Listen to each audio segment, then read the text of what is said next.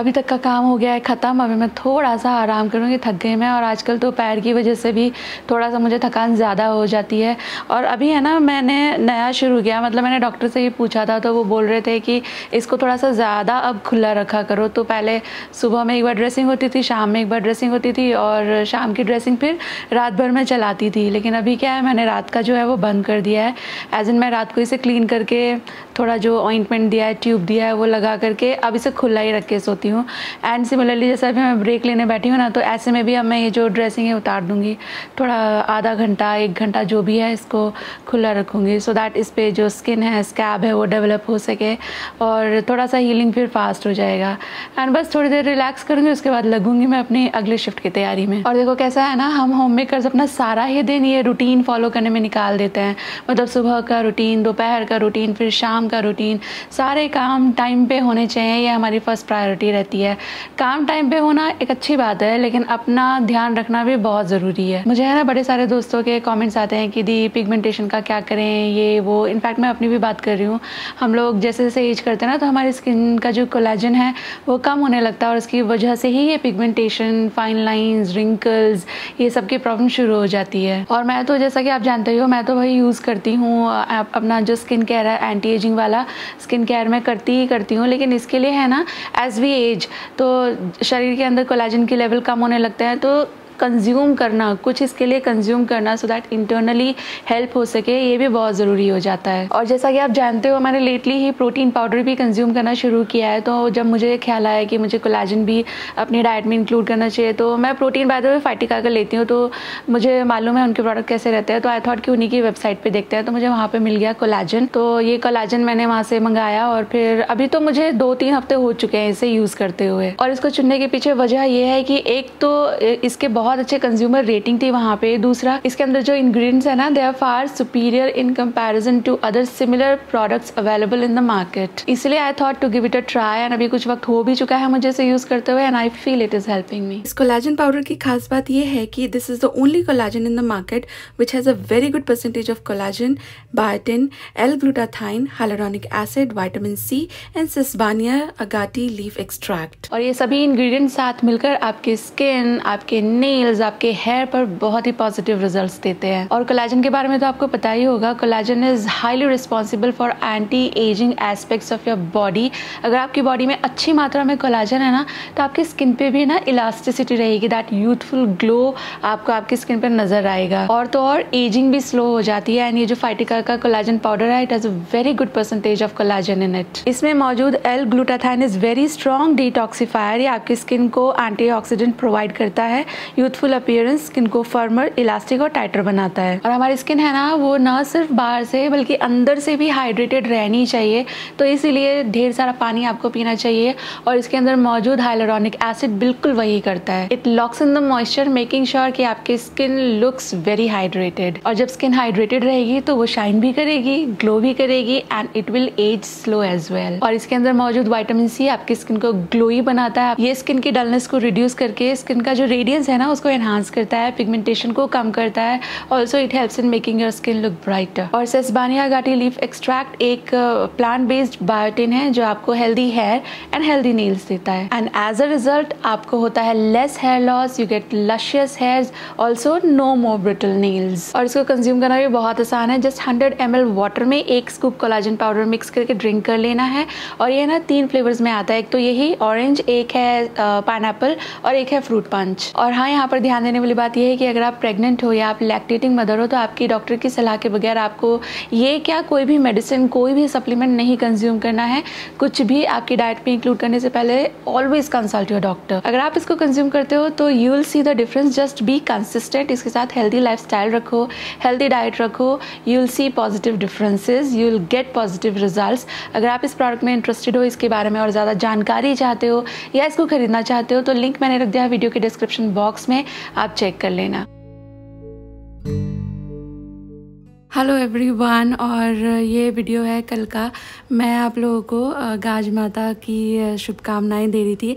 Actually हमारे यहाँ पे ना गाज माता का व्रत किया जाता है। मेरे को आप बताना आपके यहाँ पे होता है, क्या होता है, तो कैसा होता है, क्योंकि मोरलेस सेम ही होता है ये जिनके यहाँ भी होता है। तो मेरे को है ना एक्चुअली सच्ची बताऊँ पता नहीं था। मुझे तो मेरी सासू माँ जैसा जब जो बताती हैं मैं वैसा कर लेती हूँ। वो बताती हैं मैं करती हूँ और फिर अगले साल तक मैं वापस से भूल जाती हूँ। आधी ही चीज़ें मुझे याद रहती हैं कि उन्होंने बताया था। तो उन्होंने मुझे 2 दिन पहले ही बता दिया था कि वो दिन पे ऐसा करना है। वैसे तो ये दूज को करा जाता है, भाद्रपद महीना होता है शायद, उसकी दूज को करते हैं, लेकिन अनंत चतुर्दशी को भी कर लेता है। तो मम्मी को हिंदी डेट्स अच्छी तरह पता है, मेरे को तो नहीं आती। मैंने एक बार सीखने की कोशिश भी की थी, बट वही मेरा प्रॉब्लम है कि मैं ना भूल जाती हूँ। तो मैं उसको भूल गई, तो मम्मी रिमाइंडर दे देती हैं, तो फिर वो जैसा बताती हैं वैसा वैसा मैं कर लेती हूँ। तो जो प्रोसीजर है, जो सब कुछ होता है, वो मैं आपको नहीं बताऊंगी, क्योंकि ये फिर यहाँ पे शेयर करूँगी फिर बहुत लोग देखेंगे, फिर गाइज़ को नहीं बताते, ऐसा है, मेल्स के साथ शेयर नहीं करते। बट ये रेसिपी मैं आपके साथ इसलिए शेयर कर रही हूँ क्योंकि ये है ना हमारे यहाँ पर, मतलब वडोदरा भी नहीं, गुजरात महाराष्ट्र साइड है ना, एक रेसिपी होती है, उसको बोलते हैं बिस्किट भाकरी। और वो थोड़ी स्वीट होती है, वो चाय के साथ सुबह में शाम के नाश्ते में खाई जाती है। उसको बना करके कई दिन आप स्टोर कर सकते हो। तो ये काफ़ी ज़्यादा सिमिलर है, तो आई थॉट ये रेसिपी आपके साथ शेयर कर देती हूँ। एक अच्छा सा स्नैक हो जाएगा जिसे आप बना करके स्टोर कर सकते हो, ये कई दिन अच्छा रहता है। तो मैंने ना यहाँ पर गेहूँ वाला आटा ले लिया था, आप चाहें तो इसमें थोड़ा सूजी मिला लेना। मैं तो मेरे पूजा के हिसाब से कर रही हूँ, मैं आपको वेरिएशन बताती जाऊँगी टेस्ट के हिसाब से एंड लॉन्जिविटी के हिसाब से भी। तो थोड़ा सा आप चाहो तो सूजी मिला लेना, और इसके बाद फिर इसमें पाउडर्ड शुगर मिला लेना। गुड़ भी मिला सकते हो घोल करके, but powder sugar will give better results and थोड़ा क्विक भी हो जाएगा। इसके बाद फिर मेरे पास जो कोकोनट था वो फ्लेक्स थे, इसलिए मैंने उसे मिक्सी कर लिया था। आपके पास डेसिकेटेड कोकोनट होगा तो आपको उसे मिक्सी करने की ज़रूरत नहीं है। दूसरा, इसमें तो गोला, नॉर्थ साइड है ना, गोला मिलता है, यानी कि सूखा नारियल होल, उसको कद्दूकस करके ऐड किया जाता है हर चीज़ में। तो वो मेरे पास नहीं था, इसलिए मैंने तो जो था उसको मिक्सी करके ऐड कर दिया। थोड़ा सौंफ, इलायची का पाउडर ऐड कर दिया था, और 1-1.5 चम्मच घी भी ऐड कर देना। मोयन के हिसाब से घी नहीं ऐड करना, खाली ये क्रिस्पी बने उसके हिसाब से घी ऐड करना है। और इसमें नमक भूल कर भी मत ऐड करना। आप अगर इसको ऐसे एज स्नैक बना रहे हो तो चुटकी भर तो फिर आप नमक इसमें ऐड कर सकते हो।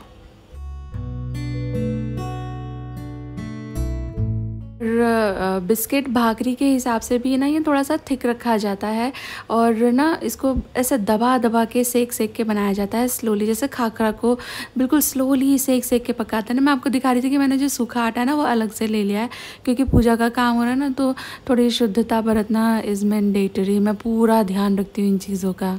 तो ये जो रोट होते हैं ना, ये काफ़ी ज़्यादा थिक बनते हैं, पर फिर ये खाना भी होता है ना, तो उस हिसाब से मैंने एक्चुअली ये काफ़ी ज़्यादा थिक और बड़े बड़े बनते हैं ट्रेडिशनली। तो बट जैसा मैं बोल रही थी, इनको फिर खाना भी होता है, तो नहीं खा पाएंगे यार उतना, तो इसलिए एक बार में एक खा लें उस हिसाब से। एक्चुअली इसको है ना दूध से मलने का और ऐसे तैयार करने का रीज़न भी यही है कि आप इसे स्टोर करके रख सकते हो। सिर्फ फीमेल्स खाती है ना, तो इसको स्टोर करके रख सकते हैं, फिर कई दिन तक खाया जा सकता है दैट वेज। तो आप चाहें तो कैसे बना लेना, और चाहें तो इसको बहुत अच्छी इसकी फिनिश देने के लिए इसको कटर से काट सकते हो और छोटे छोटे और भी बना सकते हो। मैं ऐसे ही बना रही हूँ, मैंने बहुत ज़्यादा इनको थिक नहीं रखा है और बहुत ज़्यादा बड़े भी मैं नहीं बना रही हूँ। और मैंने यहाँ पर है ना एक साथ 3 तवे चढ़ा दिए हैं। तवे मैं अच्छी तरह साफ़ कर चुकी हूँ, क्योंकि ये है ना स्लोली बनते हैं, स्लोली सेका जाता है, तो एक साथ मेरे 3 रेडी हो जाएंगे। और जैसे जैसे मम्मी ने मुझे वॉइस नोट्स भेजे थे वैसे वैसे मैंने कर लिया, क्योंकि वो है ना जिस दिन सैटरडे को हम लोग गए थे डॉक्टर के यहाँ पे, वो मुझे तब भी समझा रही थी। मैंने उन्हें फिर भी कहा था कि मम्मी मैं ना भूल जाऊँगी, है ऐसा, दूसरे जो काम जो प्रायोरिटी के रहते हैं उस दिन के, उसके चक्करों में जो बाकी होता है ना उसकी प्लानिंग मेरे से अब होती नहीं है, मैं थोड़ा थोड़ा भूल जाती हूँ चीज़ें। तो मैंने उन्हें कहा था कि आप है ना मेरे को शेयर कर देना क्या क्या कैसे कैसे करना है। तो उन्होंने मुझे सुबह ही बता दिया था कि ऐसे ऐसे कर लेना। तो बस वही सारी मैं तैयारी कर रही हूँ और देखो यहाँ पर ना काम करते करते मेरी गैस ख़त्म हो गई। पता नहीं क्या हो रहा है यार, मैं कुछ भी करने बैठती हूँ ना तो कुछ ना कुछ उसके साथ साइड इफ़ेक्ट आ ही जाता है। जैसे कि मैं आपको थोड़ा आगे बताऊँगी, फ़िलहाल तो मैंने इंडक्शन लगा लिया और ये काम मेरा मैंने पूरा कर लिया। सिलेंडर वैसे मैंने मंगा के रखा हुआ था, पर फ़िलहाल ये सब छोड़ के सिलेंडर करने बैठे उतना टाइम नहीं था, तो मैंने फटाफट से इसको इंडक्शन निकाल के सेक लिया, पूजा कर ली। और हस्बैंड आ चुके हैं घर। अरे देखो ये शानू मैडम हो गई है तैयार, ये दोनों जाने लगे हैं बाहर, कुछ काम है। अच्छी लग रही हो तुम। कौन से शूज पहने इधर आना? खुशी का चुरा लिया मैंने। खुशी वाले पहन लिए? लाल। कुछ तू भी इसके वाले पहन ली हो अब। हाँ तो मैंने मना नहीं किया। तू भी इसके वाले पहन ली। ये दोनों तो वैसे भी शेयर कर करके पहन दिए। चलो आते हैं। TC bye, all the best. Take care. TC bye, take care.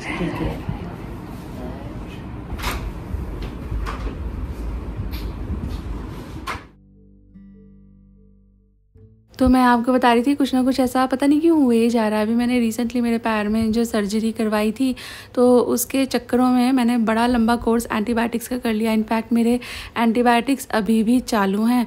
तो जब आप बहुत दिन एंटीबायोटिक्स खाते हो, आपने नोटिस किया भी होगा, तो ईस्ट इन्फेक्शन हो जाता है एंड वो एंटीबायोटिक्स की वजह से पीएच बिगड़ जाने की वजह से होता है, तो डॉक्टर भी बताते ही हैं। तो अभी वो एक चीज़ ठीक नहीं हुई थी पूरी तरह से, यहाँ पे अभी दूसरा प्रॉब्लम शुरू हो गया है। तो आजकल इतनी मैं मतलब थोड़ा सा भी चल ही रहा है। आई नो जल्दी ही हील हो जाएगा, ये कुछ एक दिनों की ही सारी चीज़ें होती हैं। मैंने मेडिसिन शुरू कर दी है, बट वही है यार, थोड़ा सा फिर मूड ऐसे हो जाता है, कुछ भी करना चाहो और फिर बीच में ऐसा कुछ ना कुछ आ जाता है। और अभी तक स्क्रीन पर जो चल रहा है वो देखकर आप समझ ही चुके होंगे, ये वीडियो पुराना है। मैं पहले आपके साथ शेयर कर रही थी, बट वो वीडियो बड़े हो जाने की वजह से मैंने फिर नहीं उसमें पूरा शेयर किया था। और अभी मैं क्लियर करने बैठी थी सारे के सारे क्लिप्स, तो मैंने ये देखा तो मैं क्लियर करने ही लगी थी, फिर मुझे याद आया कि नहीं ये मैंने पूरा शेयर नहीं किया था, तो मैं पहले ये शेयर कर देती हूँ, वरना फिर ऐसे रखा ही रहेगा ना, तो ये सारे क्लिप्स मैं उड़ा ही दूँगी। क्योंकि मेरे ना स्टोरेज का एक थोड़ा सीन रहता है, तो स्टोरेज बनी रहे इसके चक्करों में मैं कुछ भी ज़्यादा रख नहीं पाती। तो यहाँ पर मैं कीवी की चटनी बना रही हूँ, जिसकी रेसिपी अगर आप मेरे व्लॉग रेगुलरली देखते हैं तो आपको पता ही होगी। इसकी रेसिपी मैं शेयर कर चुकी थी, बट बहुत सारे व्यूअर्स हर वीडियो पे नए भी होते हैं, तो इसलिए शेयर कर दिया मैंने। बिल्कुल बेसिक सी चीज़ें डाली मैंने। एक कीवी डाली है नॉर्मल, जो ग्रीन कीवी होती है, गोल्डन कीवी नहीं ऐड करी, गोल्डन कीवी ज़्यादा स्वीट होती है। एंड बस धनिया डाल दिया, मिर्ची डाल दिया, ज़ीरा, काला नमक, थोड़ी सी शुगर डाल करके इन सबको पीस लिया। उस दिन जिस दिन मैंने ये बनाया था, मैंने बनाए थे मावा मफ़िन भी। अब मेरे को आप बताना कि आपने ये ट्राई किए भाई, ये इतने डिलीशियस बने थे। ये जिसने भी खाया, लाइक बच्चों के टिफ़िन में गए थे, हस्बैंड के ऑफिस गए थे, जिसने भी खाया दे ऑल वर लाइक कि क्या अमेजिंग बने हैं ये।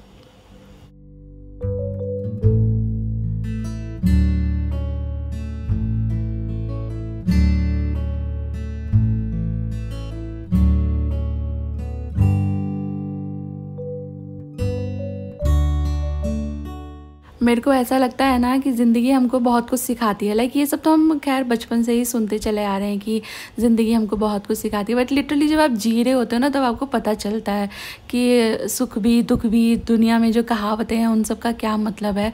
मुझे लगता है जब तक मैं बूढ़ी होंगी ना, जब तक मेरा वक्त आएगा दुनिया को अलविदा कहने का, तब तक आधी डॉक्टर तो मैं खुद ही बन जाऊँगी। सर्जरी नहीं कर सकते वो तो आई अंडरस्टैंड, लेकिन मेडिसिन बहुत सारी अब समझ आने लगी। जैसे जब मेरा पैर का भी हुआ था, तब जब डॉक्टर ने जो वो मेडिसिन दी थी, मुझे उन सब के बारे में पहले से पता था कि ये सब क्या करते हैं। बिकॉज़ यू नो बच्चे रेज करे हैं, घर में बड़े मम्मी पापा हैं, तो सबके हिसाब से थोड़ा थोड़ा ना एक आइडिया लग ही जाता है मेडिसिन का कि किस वक्त पे डॉक्टर क्या देते हैं। वो सही बात है कि डॉक्टर की सलाह से ही हम लोग खाते हैं, लेकिन जब वो दे देते हैं, लिख देते हैं, तब पता चलता है कि हाँ मैं सही ही सोच रही थी। तो अभी बहुत सारे सिम्टम्स, बहुत सारी मेडिसिन का मुझे ऐसे ही पता चल जाता है कि अच्छा ये इसलिए होगी। बहरहाल ये चने की दाल है उबली हुई है, उबाल करके पहले रखी हुई थी फ्रिज में। तो मैं अभी इसके पराठे बनाने लगी हूँ। तो मैंने एक बार इसको ना रिंस कर लिया है और पोटैटो मैशर से मैंने इसको मैश कर लिया है। और इसके बाद फिर मैंने इसमें ढेर सारा हरा धनिया, हरी मिर्ची वगैरह ऐड कर दी हैं। एंड बहुत ही कम से रूटीन के से ही मसाले मैं ऐड कर रही हूँ, क्योंकि इसके साथ मैंने जायकेदार लज्जतदार चटनी जो बनाई है, वो चटनी के साथ इसका जो कॉम्बिनेशन है अलग ही मज़ेदार लग रहा था। फिर मुझे बाद में लगा ना कि जो चना की दाल होती है उसका जो नेचर है वो थोड़ा ड्राई रहता है, तो बहुत ड्राई पराठे ना हो जाए। तो फिर मैंने बाद में फटाफट से एक प्याज चॉप करी, वो भी ऐड कर दिया। तो प्याज है ना थोड़ा सा क्रंच एंड मॉइस्ट दोनों ही देती है, मतलब मॉइस्चर देती है, मॉइस्ट बनते हैं पराठे प्याज ऐड करने से। फिर मैंने इसमें गेहूं का आटा ऐड किया, 1 चम्मच जैसा ऑयल ऐड करा और इसके बाद फिर इसका आटा लगा लूँगी।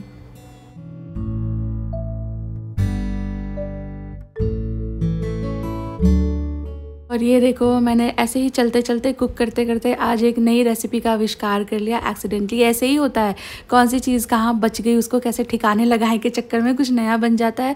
जो फैमिली को खिलाओ तो उनको अच्छा लगने लगता है और फिर धीरे धीरे वो फैमिली का पार्ट बन जाता है।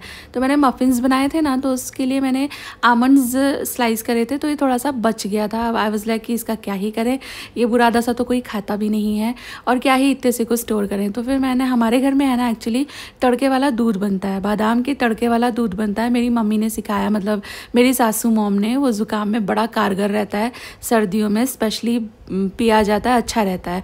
तो फिर मेरे दिमाग में आया कि यार ये बचा हुआ है, इसका तड़के वाला दही बना के देख लेते हैं आज। तो मैंने जो बचा हुआ बादाम था वो तड़के के साथ थोड़ा सा हल्का सा भून लिया और इसके बाद इसको रायते में ऐड कर दिया है। तो ये बन गया बादाम वाला रायता। एंड भाई क्या डिलीशियस लग रहा था, टेस्टी तो था, इसमें एक बढ़िया सटल क्रंच आ रहा था। तो हस्बैंड ने पूछा भी कि रायता लुक्स वेरी डिफरेंट, मतलब looks very same but taste very different. तो मैंने फिर इनको बताया कि मैंने आज ऐसी कलाकांडी कर दी है। तो ये वाज लाइक कि अच्छा लग रहा है, तुम बार बार बना सकती हो। तो देखो ऐसे बन जाते हैं किचन में काम करते करते नई नई रेसिपीज़। यहाँ आटे को मैंने थोड़ा रेस्ट दिया है, बहुत बढ़िया सॉफ्ट हो गया है, कुछ एक दाल आखी रह जाए तो it's okay, they will add to the texture and crunch. और इसके बाद बस बढ़िया सा आटा ये सॉफ्ट सा तैयार हो गया। बहुत थिक से मेरा मतलब है टाइट मैंने नहीं लगाया, फिर वो तड़तड़े से पराठे हो जाते हैं। तो वो अगर आप ट्रैवल कर रहे हो, आपको 2-3 दिन रखना है, उसके हिसाब से फिर हाँ अच्छा लगता है। पर अभी ही बनाना है, अभी ही खाना है, तो थोड़ा सा सॉफ्ट आटा, मैं तो इनफैक्ट आजकल पूरियों के लिए भी थोड़ा सा सॉफ्ट ही आटा लगाती हूँ, वो ज़्यादा बेहतर लगती हैं पूरियाँ। पर ट्रैवल कर रहे हैं तो फिर थोड़ा सा ध्यान देना चाहिए, क्योंकि जितना पानी कम रहेगा उतना लाइफ ज़्यादा रहेगी।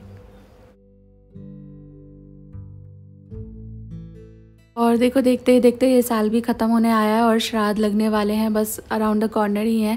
मैंने ना एक रील देखी थी यार, मैं पूछ रही थी, मेरे हस्बैंड को भी मैंने पूछा था, तो उन्होंने तो मुझे बोला कि तू हर बात सुना मत कर, हर बात को अटेंशन मत दिया कर। मैं आपसे पूछना चाह रही हूँ क्योंकि बहुत सारी चीज़ें जो पितृपक्ष होता है उसमें प्रोहिबिटेड होती हैं। मैंने लेटली कहीं पता लगाया कि मतलब उसमें ऐसा बता रहे थे कि लोहे के बर्तनों का भी इस्तेमाल नहीं करना चाहिए।